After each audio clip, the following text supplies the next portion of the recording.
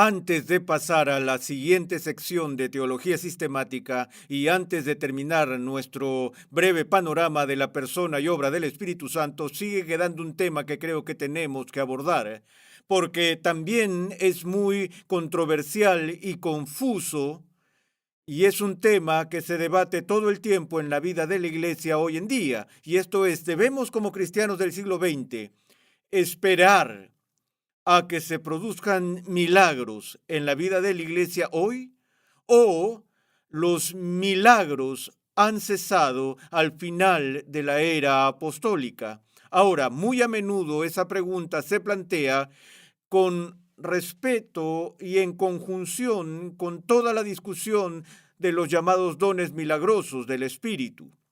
Además de esa pregunta, la pregunta consiguiente que abarca eso también es la pregunta de ¿puede Satanás y sus secuaces realizar milagros? Yo diría que en su mayoría el informe en la iglesia cristiana de hoy, al menos en el mundo evangélico, es en primer lugar que los milagros siguen existiendo en la vida de la iglesia. Y segundo, Satanás y sus demonios también tienen el poder y la capacidad de realizar milagros. Y aquellos que sostienen la postura opuesta, en la cual me incluyo, a menudo son enormemente malentendidos en este punto. Así que me gustaría tomar unos minutos para explicar algunos de los problemas que rodean estos asuntos y por qué el cesacionismo histórico ha sido el punto de pensamiento ortodoxo de la Reforma. Pero comenzamos en primer lugar con la primera dificultad, y eso es con la definición de un milagro. Encuentro que las personas que hablan de milagros no siempre quieren decir lo mismo, y que particularmente cuando un teólogo está discutiendo de milagros con una persona laica, muy a menudo hay dos cosas completamente diferentes que saltan a la vista, y lo primero que preguntamos es: ¿qué es un milagro? Ahora, algunas personas dicen que cualquier respuesta a la oración, cualquier operación divina que continúe en este mundo hoy en día es un milagro. Otros argumentan que cualquier obra sobrenatural como la regeneración del alma humana es un milagro. Y algunas personas incluso van tan lejos como para decir que cualquier cosa increíble o fascinante como el nacimiento de un bebé es un milagro. Pero en términos técnicos estrictos de definición, los bebés nacen todos los días. No hay nada extraordinario. Puede haber algo maravilloso y hermoso sobre el nacimiento de un niño, pero es bastante ordinario. Sucede todo el tiempo. No sé a cuántas oficinas de pastores he entrado y he visto el letrero en la pared: espera un milagro. Como si los milagros son algo que debemos esperar como un hecho cotidiano habitual en nuestras vidas. Y si ese es el caso, entonces los milagros podrían llamarse ordinarios en lugar de extraordinarios. Y sin embargo, el significado de los milagros en la Escritura se encuentra en su carácter extraordinario, no en su carácter ordinario. Ahora, al mismo tiempo, hay periodos en la historia bíblica donde hay una ráfaga de milagros, una enorme oleada de milagros concentrados en un periodo corto de tiempo, es decir, la vida de Jesús. La vida de Jesús presentó una abundancia de milagros. Vemos milagros que con frecuencia suceden en la vida de Moisés y más tarde en la vida de Elías. Pero sin embargo, en la gran mayoría de los periodos de tiempo del Antiguo Testamento, los milagros estuvieron ausentes. Ellos no ocurrieron de manera consistente, diaria, anual, en décadas, sino que fueron momentos concentrados. Y creo que veremos por qué hubo momentos concentrados de esto dentro de poco. Ahora, cuando vamos al tema del milagro, lo que mucha gente no sabe es que la Biblia no tiene una palabra para milagro. La palabra milagro no aparece en la Biblia. Ahora, Antes que me escribas o me llames por teléfono y tomes una de las tantas traducciones del Nuevo Testamento, en particular la RB60, que usa el término milagro con frecuencia, déjame decirte que soy plenamente consciente de que en las traducciones de la Biblia al español la palabra milagro aparece con frecuencia. Lo que quiero decir con esto es que en el griego del Nuevo Testamento no hay una sola palabra para milagro. La idea de milagro, el concepto de milagro que estudiamos en teología, es un concepto o una idea extrapolada del registro bíblico, particularmente del Nuevo Testamento, a partir de tres palabras diferentes. Y esas palabras son señales, poderes y maravillas. Porque los milagros, tal como los entendemos, son manifestaciones del poder divino. Inspiran asombro o maravilla o admiración o estupor cuando ocurren y son significativos. La palabra favorita de Juan para lo que llamaríamos un milagro es la palabra semeion, que se traduce por la palabra señal. Al leer el registro de Juan, por ejemplo, él dice, esta señal hizo Jesús en la fiesta de las bodas de Canaán, o esta señal hizo Jesús en Capernaum, y así por el estilo, y se les llamó señales. Ahora, ¿por qué se les llama señales? Bueno, las señales son algo que apuntan a algo más allá de sí mismas. Tienen aquello que llamamos relevancia. Ellas significan algo. Aquí está el kit del asunto. ¿Qué era lo que los llamados milagros, señales y poderes y maravillas del Nuevo Testamento fueron diseñados para representar? ¿A qué señalaban? Obviamente tenían un valor importante en las mismas cosas que hacían. Jesús satisfizo las necesidades del anfitrión de la boda cuando hizo vino del agua. O ciertamente satisfizo las necesidades de los enfermos cuando los curó, o de los padres afligidos cuando levantó a sus hijos de entre los muertos. Pero ¿cuál era la importancia de estas cosas? Bueno, creo que para dar una respuesta a esa pregunta, primero miremos a Nicodemo. Cuando Nicodemo vino a Jesús de noche, le dijo a él, Rabí, ¿eres tú? O él le dijo a él, Rabí, sabemos que has venido de Dios como maestro, porque nadie puede hacer las señales que tú haces si Dios no está con él. Ahora, lo que Nicodemo decía es, debe ser de Dios, porque hemos visto las señales que has hecho. Hemos visto estos poderes extraordinarios que tú has manifestado aquí. Entonces debe ser enviado por Dios. Jesús mismo dijo más tarde, créeme, si no puedes creerme por mi palabra, créeme por las obras que hago. Ahora, para ver esto en su dimensión total, pasemos al libro de Hebreos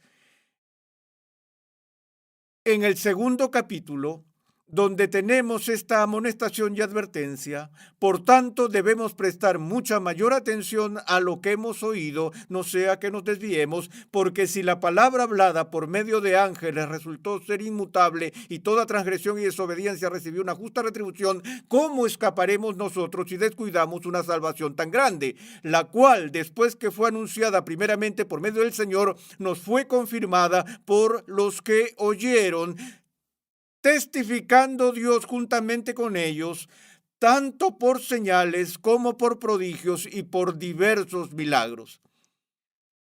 Ahora, aquí el autor de Hebreos está diciendo que la verdad de la palabra de Dios, que lo que verifica que el mensaje que dan los escritores de las Escrituras es ciertamente de Dios, es confirmado o demostrado por Dios a través de la ejecución de milagros. Ahora, ese es un punto que creo que a menudo es lamentablemente descuidado y pasado por alto, porque aquí el problema. Si la Escritura dice que sabemos que esta es la palabra de Dios porque sus autores han sido autenticados y confirmados por milagros, Y si luego un no agente de revelación también puede realizar milagros, ¿cuál es el problema que tenemos aquí? Si la presencia de milagros demuestra que alguien es enviado por Dios o es un agente de revelación y un no agente de revelación realiza milagros, ¿qué pasa entonces con el valor evidente del milagro para quien dice ser un agente de revelación? Es un argumento inválido. Si otras personas pueden hacer estas cosas, entonces el hecho de que una persona las haga no puede probar nada sobre su autoridad o si ha sido enviado como vocero de Dios.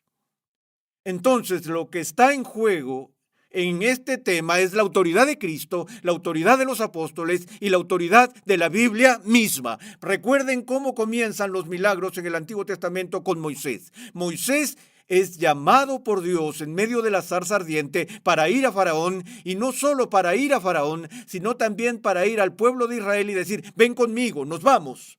Y Moisés se tambalea ante esta orden y dice: ¿cómo voy a saber? ¿Cómo van a saber ellos que tú me has hablado? Yo no puedo simplemente entrar en la corte de Faraón y decir: estaba hablando con esta zarza en el desierto, deja ir a mi pueblo. Tampoco voy a ir a esos cientos de miles de esclavos judíos y decir: vamos, levántense y hagan sus maletas y nos vamos a una huelga no autorizada. Solo porque les diga que tengo una visión. Dios le dice: mete la mano en tu seno. Y lo hizo cuando la saca estaba leprosa. Y él dijo: ¡wow! Dios dijo: vuelve a meter la mano en tu seno, lo vuelve a hacer y ahora está bien. Y luego dice: toma tu vara y échala en tierra, y se convirtió en una serpiente. Dios dice: agárrala por la cola, la agarró y se volvió a vara en su mano. ¿Qué está pasando aquí? Dios está diciendo: confirmaré mi palabra por milagros, Moisés. Así es como demostrarás que eres mi vocero y que te he mandado a que hagas estas cosas. Y esto se convirtió en un problema en el siglo XVI, cuando estalló la controversia más grande y férrea sobre la naturaleza y la verdad del Evangelio en el mundo cristiano entre los seguidores de Lutero y los reformadores y la Iglesia Católica Romana. Toda la disputa fue sobre qué es el Evangelio. Uno de los argumentos que Roma utilizó contra los reformadores fue este. Ellos dijeron: tenemos milagros en nuestra historia y esos milagros demuestran la verdad de la Iglesia Católica, y desafiaron a Lutero y desafiaron a Calvino diciendo: ¿dónde están tus milagros? ¿Cómo puedes autenticar la verdad de tus afirmaciones si no tienes milagros? Ahora, fíjate que los reformadores no dijeron a los críticos romanos: oye, escucha, estás operando con la comprensión equivocada de la importancia de los milagros. Ellos comprendieron el significado de los milagros. Ellos dijeron: tenemos milagros que prueban nuestra enseñanza y están registrados en el Nuevo Testamento. Decimos: aquí está la autoridad. Y la autoridad de los apóstoles es lo que ha sido probado por milagros, no por tus falsos milagros que estás reclamando en tu iglesia.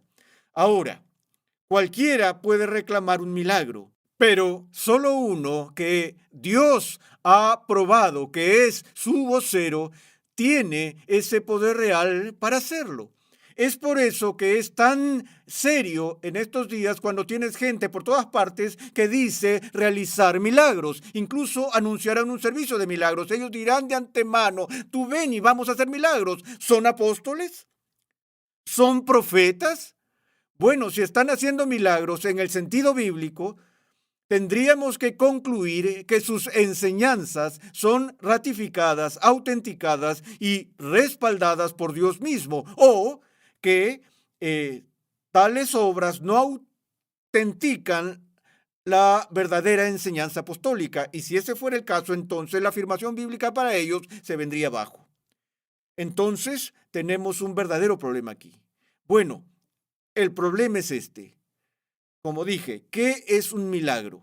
Por esta razón, los teólogos han sido muy cuidadosos en dar una definición muy limitada y estrecha del milagro. y tal vez nos ayude, mientras luchamos con esto, a hacer la distinción entre milagro en el sentido estricto y milagro en el sentido amplio.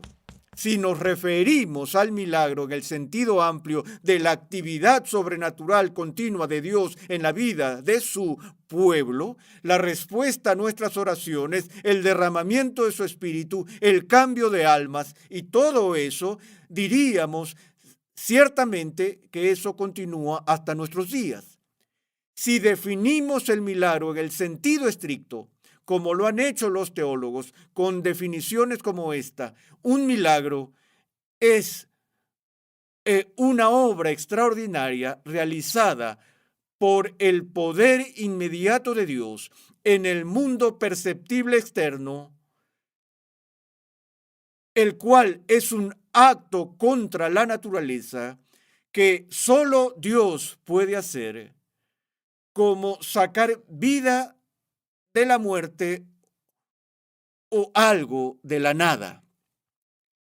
Ahora, la mayoría de las personas que afirman los milagros actuales no llegan a afirmar el tipo de milagros que encontramos en la Biblia. Dije que la mayoría, porque he tenido gente que dice que están levantando personas entre los muertos y así por el estilo. Pero si te fijas en los llamados hacedores de milagros en nuestra cultura hoy en día, alguien ha grabado a una persona con una pierna amputada a la altura de la cadera o en la rodilla y que con imposición de manos y la oración del hacedor de milagros esa extremidad vuelve a crecer. No me hables del servicio de alargamiento de piernas en reuniones de oración donde la pierna de alguien se mueve 2 pulgadas. Eso me pasa cada vez que voy al quiropráctico. Lo que digo es que no necesitas un milagro para eso. A lo que me refiero, una extremidad ha sido cortada y vuelve a crecer. Alguien está muerto, está frío como del témpano, no solo que ha tenido un paro cardíaco y es reanimado, sino que alguien está muerto, y esa persona es levantada entre los muertos. ¿Ves que eso está pasando hoy en día? No creo. No porque Dios no esté todavía en su trono, no porque el Espíritu Santo no pueda hacerlo. Ciertamente creo que Dios hizo milagros y Él puede hacer milagros. La pregunta es, ¿puede Él o lo hizo Él? La pregunta es, ¿está haciendo este tipo de milagros hoy? Alguien está convirtiendo el agua en vino, haciendo flotar hierros de hacha, desafiando realmente las leyes de la naturaleza de la manera en que Jesús y los apóstoles realizaron sus milagros. Creo que casi tienes que hacer algún tipo de distinción aquí entre la calidad de los milagros que están reclamando hoy los hacedores de milagros y los milagros que encontramos en las Escrituras. No son el tipo de cosas que solo Dios puede hacer. Ahora, la segunda parte de esta pregunta tiene que ver con los milagros satánicos. Y de nuevo, dije que en su mayoría el informe en el mundo evangélico es que Satanás puede realizar milagros bona fide. Ahora, ¿por qué la gente dice eso? Porque estamos advertidos en las Escrituras contra las estratagemas hábiles de Satanás, que realiza señales y maravillas falsas. Vemos las acciones extraordinarias que hicieron los magos de Egipto, por ejemplo, en su competencia con Moisés. Y por lo general se explica en términos de poder demoníaco e influencia sobre ellos. Bueno, este es el problema. Si Satanás puede realizar un milagro bona fide, entonces, ¿cómo sabemos que la Biblia es la palabra de Dios y cómo sabemos que Jesús es el Hijo de Dios? Recuerden que en la Biblia los milagros no prueban la existencia de Dios. La existencia de Dios se demuestra de otras maneras. Lo que hacen los milagros es probar la autenticación y certificación de Dios para con alguien. ¿Qué dice Pablo en Atenas cuando habla con los filósofos griegos allí? cuando habla de los tiempos de ignorancia que Dios había pasado por alto, pero ahora manda a todos los hombres de todas partes que se arrepientan y vengan a Cristo, porque Dios ha declarado un día en el que juzgará al mundo por aquel a quien Él ha confirmado por la resurrección de los muertos. Aquí el apóstol dice que Cristo es confirmado como el Hijo de Dios por su resurrección. ¿Y si Satanás puede hacer milagros? ¿Cómo sabemos que Satanás no trajo consigo la resurrección? Y eso es algo terrible aún de solo pensarlo, me doy cuenta de eso. Pero ¿cómo sabes eso? ¿Cómo sabes que no fue Satanás quien permitió a Jesús hacer todas las obras que él hizo? No olviden que esa fue exactamente la acusación que los fariseos hicieron contra Jesús, de que él estaba haciendo estas cosas por Belcebú, por el poder de Satanás.